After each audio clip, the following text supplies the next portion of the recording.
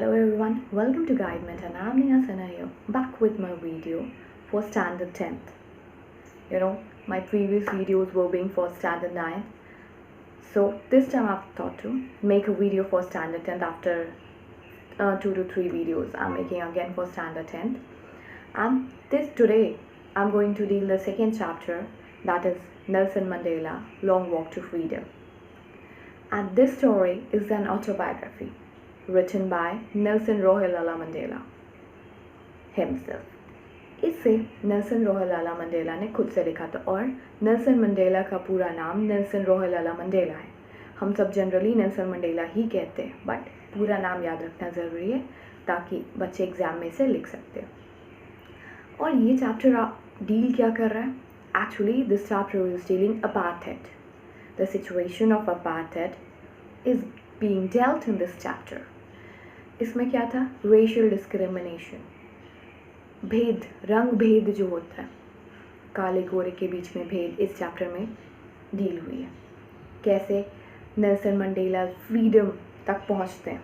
आप सबको पता है कि वो पहले ब्लैक प्रेसिडेंट बने साउथ अफ्रीका के, तो उनकी स्ट्रगल की स्टोरी है, उनके जस्टिस के लिए लड़ाई की कहानी है. पढ़ेंगे इसे, समझेंगे, और इम्पॉर्टेंट डेट्स भी है, इम्पॉर्टेंट टर्म्स भी है जो आपको याद रखना बहुत ज़रूरी है. बोर्ड्स के पॉइंट ऑफ व्यू से ये सब इम्पॉर्टेंट है. एक्चुअली हो कहाँ रहा है? मेरा पहला क्वेश्चन ये हो रहा है अब union building amphi theatre in Pretoria of south Africa. Sorry, it's south Africa. Union building amphi theatre in Pretoria of south Africa, याद रखिएगा इसे. और ये इनॉग्रेशन है जहाँ पर बहुत सारे लोगों को एड्रेस कर रहे हैं नेल्सन मंडेला. 140 कंट्रीज़ के लोग आए हैं. I repeat, dignitaries and politicians of 140 countries were present there. Dignitaries means जो कि बहुत ही हाईली डिग्निफाइड रिस्पेक्टफुल पीपल हैं अपने कंट्री में, वो लोग थे. पॉलिटिशियंस थे, सब वहाँ पे मौजूद थे. ये कहानी अब बता रही है कि कैसे डिस्क्रिमिनेशन हमेशा होता था, पहले के टाइम भी था और अभी भी है. ब्लैक पीपल को हमेशा कम समझा जाता था और वाइट को सुपीरियर. मेरा पहला सवाल है, क्या किसी के कलर से उनके पोटेंशियल को जज कर सकते हैं?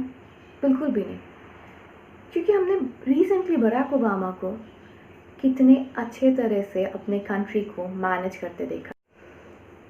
तो वो प्रूव करते हैं कि ब्लैक कलर हो या वाइट कलर के प्रेसिडेंट हो, अगर कैपेबिलिटी है तो कोई भी इंसान एक अच्छी पोजीशन पहुंचकर अच्छे से काम करके अपने आप को प्रूव कर सकता है. और वैसे भी हमें दूसरों को प्रूव करने की ज़रूरत नहीं. अगर आप खुद को खुद के लिए प्रूव करें ना, that is most important thing. Now coming back to the chapter again. ये सबसे इम्पॉर्टेंट दिन था हिस्ट्री, प्रेटोरिया और साउथ अफ्रीका के हिस्ट्री में. ये प्रेटोरिया का डिस्कशन इसलिए किया गया क्योंकि सारा इवेंट, ऑल द इवेंट्स वो taking place in Pretoria itself. 1 lakh लोग प्रेटोरिया के रोड पर आ चुके थे और खुशी से झूम रहे थे, नाच रहे थे रोड पर, चाहे वो बड़े हो, बूढ़े हो, बच्चे हो या फीमेल औरत हो. सब खुशी जाहिर कर रहे थे अपना कि हिस्ट्री बदल चुका था साउथ अफ्रीका का, और इसका बहुत बड़ा क्रेडिट नेल्सन मंडेला को जाता है. लेकिन हाँ, ये जीत उनके अकेले की नहीं थी. बहुत लोगों ने अपनी लाइफ सैक्रिफाइस किया था, बहुत लोगों ने स्ट्रगल किया था उनके साथ, तब जाकर ये साउथ अफ्रीका की हिस्ट्री में ये जीत आई थी. अब जब ये एड्रेस कर रहे हैं वहाँ पर कॉमन पीपल को, तो कहते उनका ये जो लाइन, इम्पोर्टेंट लाइन एड्रेस करने के टाइम जो लाइन होता है नेल्सन मंडेला को, वो ये था जो कि इम्पोर्टेंट लाइन है, आप सबको नोटिस करना होगा. Never never again will this beautiful land experience the oppression of one by another. I repeat, never again will this beautiful land experience the oppression of one by another. यह operation, ये जो operation word था उसका मतलब surgery नहीं है. Operation का मतलब है माल ट्रीटमेंट.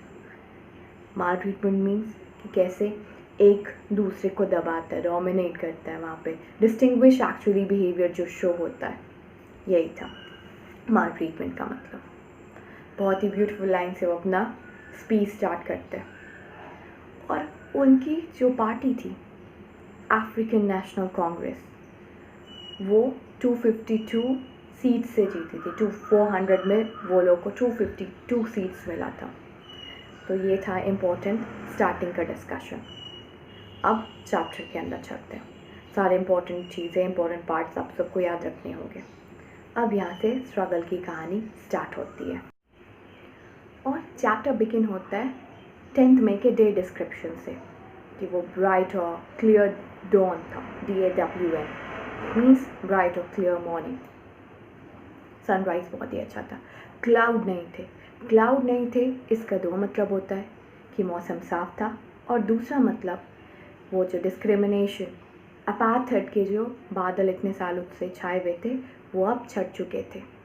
अब वहाँ पे ऐसा कोई प्रॉब्लम नहीं था।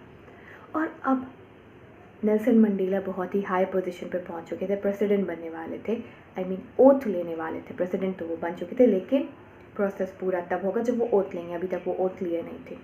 ओथ लेने वाले थे तो उससे पहले बहुत सारे नेशन के इम्पोर्टेंट लोग उनको घेरे हुए थे। वो डिग्निटरी से घिरे हुए थे, क्योंकि अब वो ऑर्डिनरी पीपल तो थे नहीं। और इस सिचुएशन, इस इनॉग्रेशन का जो पार्ट था वो हो कहाँ रहा था, पहले हम सब ने डिस्कस किया था लवली सैंडस्टोन एम्फीथिएटर में। और इसका फॉर्मेशन जो है यूनियन बिल्डिंग जो कि प्रेटोरिया में है वहाँ हुआ था। और इस दिन उन्हें अकम्पनी कौन कर रहा था? उनकी सेकेंड वाइफ की फर्स्ट डॉटर। उन्होंने एक्चुअली 3 मैरिजेस कर रखा था, और उनकी सेकेंड वाइफ विनी मंडेला से उनकी जो फर्स्ट डॉटर थी ज़ेनानी मंडेला, उनके साथ अकम्पनी की थी उस दिन। और अकम्पनी करने के बाद वो लोग जब वहाँ सेटल हो चुके थे तो वो एरिया बिल्कुल ही रेनबो की तरह दिख रहा था।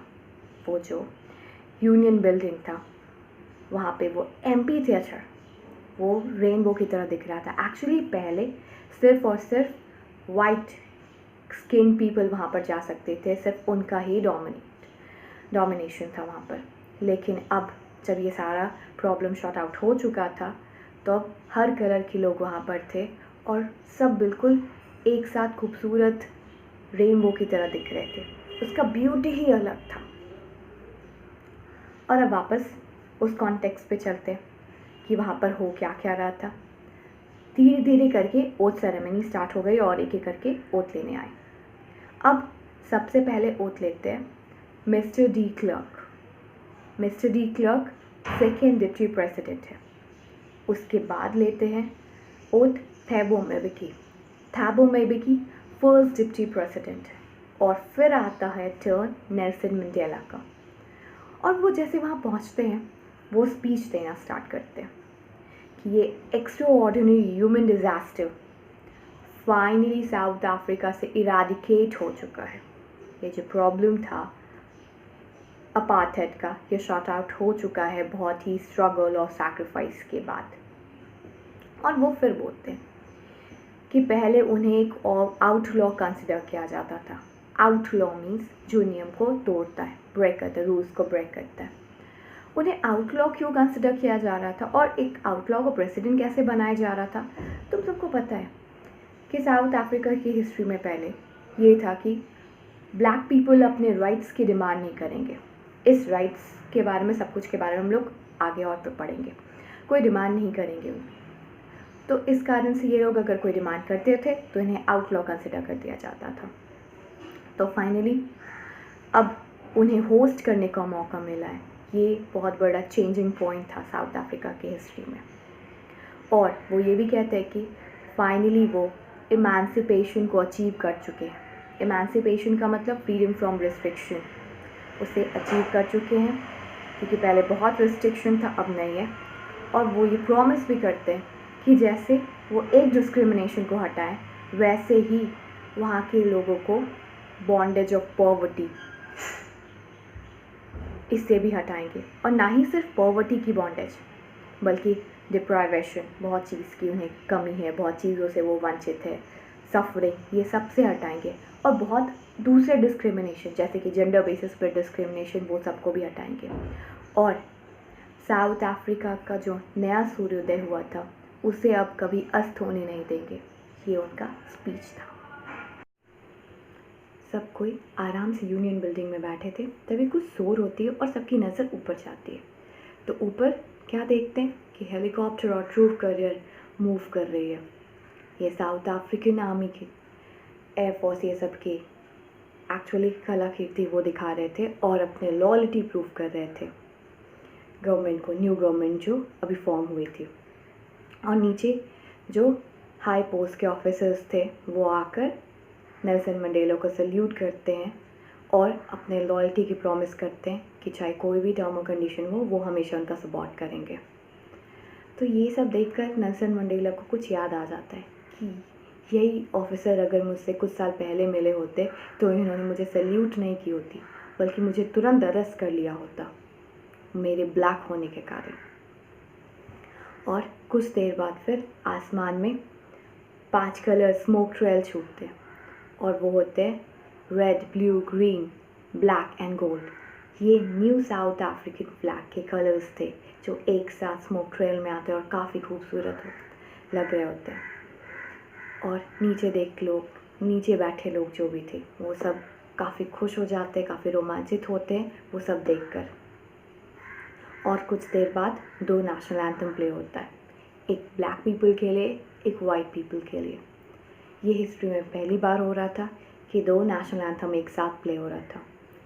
ब्लैक पीपल के लिए डाइट स्टेम था जो प्ले हो रहा था और वाइट पीपल के लिए निकोसी सिकल ई अफ्रीका। याद रखिएगा, वाइट पीपल का था निकोसी सिकल ई अफ्रीका और ब्लैक पीपल का था डाइट स्टेम। लोगों को लिरिक्स याद नहीं थी, लेकिन फिर भी जितना याद था सब गुनगुना रहे थे, क्योंकि इसे तो अब याद करना था, क्योंकि अब फॉरएवर दोनों हमेशा प्ले होगा। तो ये सिनेरियो यहाँ तक हो जाता है। उसके बाद ये सब देखकर नेल्सन मंडेला को काफ़ी खुशी होती है। उन्हें बस पुरानी चीज़ें याद आती है कि यही कुछ साल पहले कितना बदला वो माहौल था और अब कितना बदल चुका है लोगों की मेहनत के कारण। और ये डिस्क्रिमिनेशन आखिर हुआ कब था? तो ये डिस्क्रिमिनेशन हुआ था start first decade of 20th century. I repeat, first decade of 20th century, Anglo Boer war के तुरंत बाद। और उस समय नेल्सन मंडेला का जन्म भी नहीं हुआ था। और ये फाइनली डिस्क्रिमिनेशन ओवर होता है last decade of 20th century. तो टाइम पीरियड आप कैलकुलेट कर सकते हैं। First decade of century 20th century में स्टार्ट हुआ था और last decade of 20th century में ओवर हुआ था। ये इतना लंबा टाइम पीरियड था। लेकिन उन्हें याद आता नेल्सन मंडेला को कि इस पोजीशन को पाने के लिए, ये इस डिस्क्रिमिनेशन को इराडिकेट करने के लिए उन्होंने ही नहीं सिर्फ बहुत स्ट्रगल किया था, बहुत लोग ऐसे हैं, बहुत सारे ऐसे पेट्रॉइट्स हैं जिन्होंने अपनी लाइफ सैक्रिफाइस की है और आज उन्हें थैंक्स भी नहीं बोला जा सकता है और वो अलाइव ही नहीं है कि उनकी मेहनत क्या रंग लाई वो देख सके। उन्हें इस बात का बहुत दुख था, क्योंकि मानते ही हिस्ट्री बदल चुकी थी, लेकिन कुछ यादें जो ऑफ कोर्स वो सब समेट कर बस अब रख सकते थे। अपनी स्पीच में नेल्सन मंडेला कहते हैं ये जो पॉलिसी ऑफ अपार्थाइड था ये बहुत बड़े जख्म दे गया था पूरे कंट्री को, और ये बहुत सालों तक, सिर्फ सालों तक ही नहीं, बहुत सारे जनरेशन तक ये पास ऑन होगा, क्योंकि इस अपार्थाइड के पॉलिसी को रिमूव करने के लिए और एक नया सूर्योदय करने के लिए साउथ अफ्रीका ने बहुत लोगों ने अपने लाइफ सैक्रिफाइस किया। और लाइफ ऑफ कोर्स कोई भी तरीके से कंपनसेट नहीं किया जा सकता है, उन लोगों को ग्रैटिट्यूड नहीं दिया जा सकता है जो ऑलरेडी जा चुके थे। वो तो शायद देख भी नहीं सकते कि उनकी कुर्बानी ने क्या रंग लाया और क्या नया उदय हुआ था उनके कंट्री में, ये सब तो वो देख भी नहीं सकते थे। फिर नेल्सन मंडेला मोटिवेट करते हैं लोगों को और कहते हैं कि हाँ, उनके साउथ अफ्रीका की मिट्टी में बहुत सारे मिनरल और जेम्स हैं, लेकिन मिनरल और जेम्स असली वेल्थ नहीं है। असली वेल्थ उनके लोगों में है, जो कि प्योरेस्ट डायमंड से भी ज़्यादा वैल्यूबल है। फिर वो बहुत सारे लोगों की करेज की कहानी कहते कि कैसे बहुत सारे मेन वुमेन टॉर्चर्स, बहुत ज़्यादा जो टॉर्चर्स उनके साथ हुए थे, टॉलरेंस लेवल से ज़्यादा एक्सट्रीम टॉर्चर हुए थे, वो बर्दाश्त किए थे। और एक करेज का नया डेफिनेशन दे गए थे। करेज का एक्चुअली यहाँ पे उनका कहना था, करेज is not the absence of fear, it is the Triumph over it. इसका मतलब करेज, हिम्मत का ये मतलब नहीं होता कि हाँ डर नहीं है। जिस इंसान के पास डर है और वो डर पे जीत पा ले, असली हिम्मत यही है। और ऐसा ही साउथ अफ्रीका के लोगों ने किया, नया डेफिनेशन दिया डर का। फिर वो कहते हैं, लोगों को समझाते हैं कि कोई भी इंसान एक नफ़रत के साथ जन्म नहीं लेता कि हाँ मुझे इससे नफ़रत करना, वो बचपन से ही नहीं, जन्म के साथ सीख कर नहीं आता है। वो इस धरती पर यहाँ पर सीखता है, वो जन्म से नफ़रत करना जानता भी नहीं है। किसी को किसी के कलर के बेसिस पे, किसी बैकग्राउंड के बेसिस पे, किसी रिलीजन के बेसिस पे नफ़रत करना वो नहीं जानता, यहाँ लोग उसे सिखाते हैं। तो अगर कोई नफ़रत करना सीख सकता है तो क्या उसे प्यार करना और दूसरे की रिस्पेक्ट करना नहीं सिखाया जा सकता? बिल्कुल सिखाया जा सकता है। अगर नफ़रत को सिखाने के बजाय किसी और को रिस्पेक्ट देना, प्यार देना अगर सिखाया जाए तो ये बहुत बड़ा चेंज लाएगा किसी भी कंट्री में, और वहाँ के आधे प्रॉब्लम तो ऐसे शॉर्ट आउट हो जाएंगे। फिर वो अपनी जर्नी बताते कि कैसे उन्हें एक उम्मीद का किरण नज़र आया। जब वो प्रिजन में थे, साउथ अफ्रीका के जेल में थे, उनके साथ बहुत सारे लोग भी थे, उनके साथ बहुत ज़्यादा टॉर्चर हो रहा था। और कुछ सेकंड के लिए, बस कुछ सेकंड के लिए गार्ड के मन में दया आ गई थी। वो निर्दयी गार्ड जो उन्हें बहुत टॉर्चर कर रहा था, कुछ सेकंड के लिए जैसे उनके मन में दया आई, एक उम्मीद की किरण नेल्सन मंडेला के मन में वहीं जन्म ले ली कि जब इतना निर्दयता ये दिखाने के बाद अचानक से इसके मन में दया आ सकती है, तो बहुत मेहनत करने के बाद, अपने कोशिश जारी रखने के बाद बहुत सारे लोगों के मन में दया लाया जा सकता है। ये सोच उनके अंदर आई। नेल्सन मंडेला अब अपने 2 ऑब्लिगेशंस के बारे में बात करते हैं कि 2 ऑब्लिगेशंस जो हर किसी के लिए ज़रूरी है फुलफ़िल करना। पहला अपने फैमिली के टुवर्ड्स और दूसरा अपने कंट्री के लिए। और वो ये मानते भी हैं कि हर कोई ईज़िली फुलफ़िल कर सकता है बाकी सिविल कंट्रीज़ में, लेकिन साउथ अफ्रीका में ऐसा पॉसिबल नहीं था। वहाँ पे अगर कोई भी अपनी ड्यूटीज़ फुलफ़िल करने की कोशिश कर रहा था अपने फैमिली के टुवर्ड्स, एज अ सन या फिर as a father, as a brother, as a husband, तो उनके अगेंस्ट एक एक्शन होती थी। और दूसरी ड्यूटी क्या थी, एज अ कंट्रीमैन, अपने पीपल के लिए, अपने कम्युनिटी के लिए वो भी नहीं कर सकते थे। अगर दोनों में से कोई कुछ भी करने की कोशिश कर रहा था तो उन्हें दूर कर दिया जाता था उनके फैमिली से, किसी आइसोलेटेड प्लेस पे छोड़ दिया जाता था, क्योंकि उन्हें रेबेलियन माना जाता था जो अपनी ड्यूटी फुलफ़िल करते थे। ये माना जाता था कि ये विद्रोही है, ये विद्रोह की पहली चिंगारी है, अगर आज पहली चिंगारी भड़की तो आगे बहुत बड़ी आग लग सकती है, इसलिए इसे अभी रोक दिया जाए, इन्हें फ्रीडम के लिए आगे बढ़ने ही नहीं दिया जाए। और जब नेल्सन मंडेला छोटे थे तो उनके अंदर कोई भी डिज़ायर नहीं था, कोई भी हंगर नहीं था फ्रीडम के लिए, क्योंकि उनके लिए उस समय फ्रीडम का डेफिनेशन कुछ और था। खेत में जब मन करे दौड़ जाओ, जब मन करे जो खेत में ग्रो करा है उसे तोड़ कर खा लो, अपने दोस्तों के साथ घूमने जाओ, उन्हें यही लगता था फ्रीडम है। वो समझ नहीं सकते थे। और जब तक वो अपने फादर की, अपने ट्राइब की सारी बातें मान रहे थे, तब तक वो फ्रीडम एंजॉय कर रहे थे। जैसे ही वो बॉयहुड से अब एडल्टहुड में आने लगे, अपने मन का वो जॉब करना चाहते थे, अपने मन की लाइफ जीना चाहते थे, अपने पसंद के इंसान से शादी करना चाहते थे, और ये सब वो नहीं कर पा रहे थे। वो अपना लाइफ सेटल करना चाह रहे थे, वो सब करने से उन्हें रोका गया।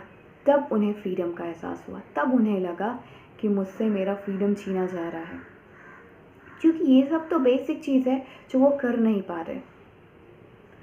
तब फिर वो देखते हैं कि सिर्फ वो ऐसे नहीं हैं जिनका फ्रीडम छीना जा रहा है, उनके भाई बहन भी वैसे ही हैं, वैसे ही रिस्ट्रिक्टेड वे में रह रहे हैं। और फिर जब और वो बाहर निकल कर देखते हैं तो देखते हैं वो हर इंसान जो कि उनके सेम कलर का है, उन सब के फ्रीडम छीने गए, वो अकेले नहीं है। तब उन्हें फ्रीडम की नई समझ मिलती है कि आखिर फ्रीडम क्या है। और यहाँ से उनके लाइफ का टर्निंग पॉइंट होता है कि जब वो अपने मन से जॉब करना जो चाह रहे थे, जो पढ़ना चाह रहे थे, उन्हें पढ़ने नहीं मिला, तब उन्हें एहसास हुआ फ्रीडम का। और तब एक फ्राइटन बॉय, एक घबराया सा लड़का ट्रांसफॉर्म करता है एक बोल्ड इंसान में, क्योंकि वो ज्वाइन करते ये सब देखने के बाद वो अफ्रीकन नेशनल कांग्रेस ज्वाइन किए। और तब ट्रांसफॉर्मेशन उनके लाइफ में आया। पहला ट्रांसफॉर्मेशन क्या था? एक फ्राइटन बॉय टर्न करता है बोल्ड में।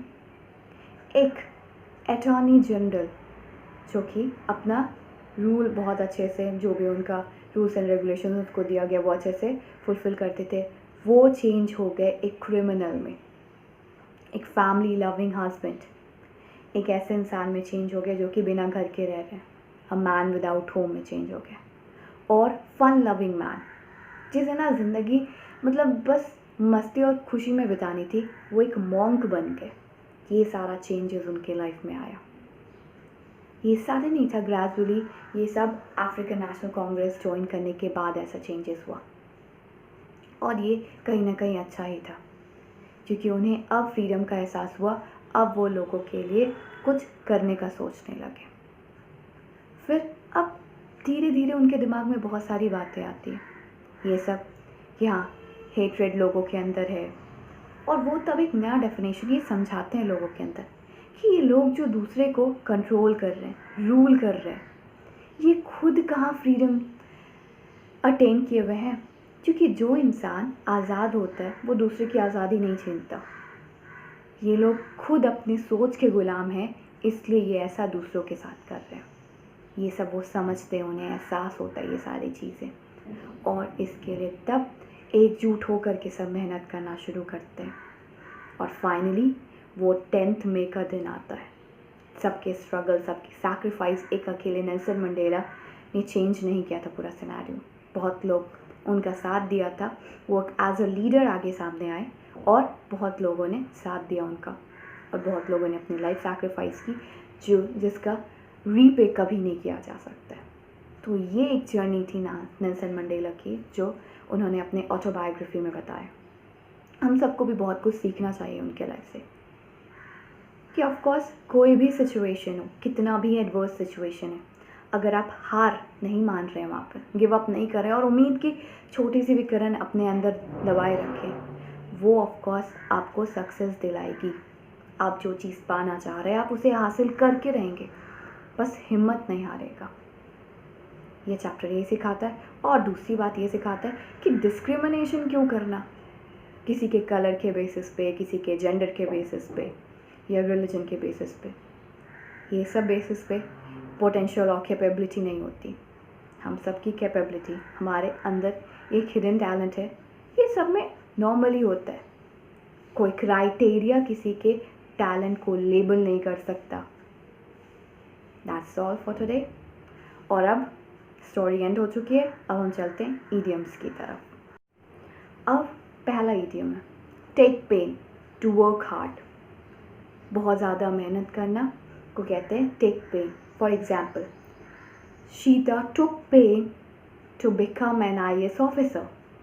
मतलब उसने बहुत मेहनत की IAS ऑफिसर बनने के लिए। दूसरा, scratch one head. Scratch means खुजलाना। तो इसका मतलब क्या है? हम जब बहुत कंफ्यूज होते तो सर खुजला कर ऐसे करके सोचते हैं ना, तो वही है। Scratch one head means to be perplexed, to be confused. अब इसका एग्जाम्पल हो सकता है, you know, I am just scratching my head about this topic, whether I should do this, I should be in the favour of this और not. तो यहाँ पे यही है, scratching my head means I am little bit perplexed, I am confused. ये दूसरा हो गया। अब तीसरा है टॉल टॉक, बूस्टिंग, अपनी सेखी बांधना। Shyam has got the habit to tall talk. वो हमेशा अपना सेखी बांधता रहता है। फिर चौथा है टर्न वन स्टेबल, मतलब अपने सिचुएशन को बदल देना। अब इसका एग्जाम्पल हो सकता है, in the football match team A was going to win the match. But at the end, team B just turned the table and they won. वो सिचुएशन बदल दिए और जीत गए. तो ये था turn the table. अब पांचवा, turn one's coat. एक पार्टी छोड़ के दूसरी पार्टी ज्वाइन करना, जो अक्सर पॉलिटिशियंस करते हैं कि एक पार्टी छोड़ करके दूसरी पार्टी में वो चले जाते हैं. बिफोर, अब जैसे कि एग्जाम्पल कह सकते हैं, before election party Z left another party and joined the winning party. ये बात हमें कहना है, तो इसको कैसे कहेंगे? Before the election party Z just turned the court and joined winning party. तो ये था idioms. और भी idioms हैं लेकिन इतने सफिशिएंट है. Thank you for listening and hope आप सबने सब्सक्राइब कर लिया होगा. अगर नहीं किया है तो प्लीज़ कर लीजिए. Please like, comment and share my video. Thank you very much.